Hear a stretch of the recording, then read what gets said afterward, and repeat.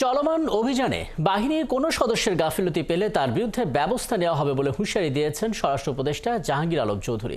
Pilkhana tragedy ১৬ বছর এবং জাতীয় শহীদ সেনা দিবসে রাজধানীর বনানী সামরিক কবরস্থানে শ্রদ্ধা জানিয়ে তিনি এই হুঁশিয়ারি দেন। এ সময় স্বরাষ্ট্র উপদেষ্টা আরও জানান, ঠিকমতো কাজ না করলে তাদের আইনের আওতায় নেওয়া হবে। তিন বাহিনীর প্রধান সহ পরিবারের সদস্যরাও সেখানে শ্রদ্ধা জানিয়েছেন। এছাড়া বিজিবির পক্ষ থেকেও শ্রদ্ধা জানানো হয়। এ সময় 1 মিনিট নীরবতা পালন করেন শহীদ পরিবারের সদস্যরা। এছাড়া তাদের আত্মার শান্তি কামনায় বিশেষ দোয়াও করা হয়। ২০০৯ সালের ২৫ থেকে ২৬ ফেব্রুয়ারি ঢাকার পিলখানা সদর দপ্তরে বিডিআর বিদ্রোহ নামে তৎকালীন মহাপরিচালক মেজর জেনারেল শাকিল আহমেদ সহ মোট ৭৪ জন নিহত হন। তা আমরা কিন্তু শহীদ সেনা দিবস ঘোষণা করেছি এবং আজকে এই শহীদ সেনা দিবস হিসাবেই কিন্তু পালন করা হচ্ছে। আর আরেকটা দাবি ছিল যে বিচার, ওই জন্য কিন্তু আমরা কমিশন করে দিয়েছি। তাদের 3 মাস সময় দেওয়া হয়েছে।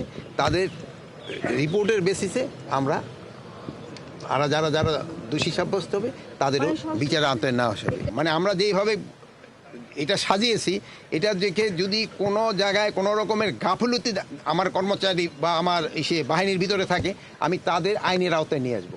এখানে কাউকেই ছাড় দেওয়া হবে না।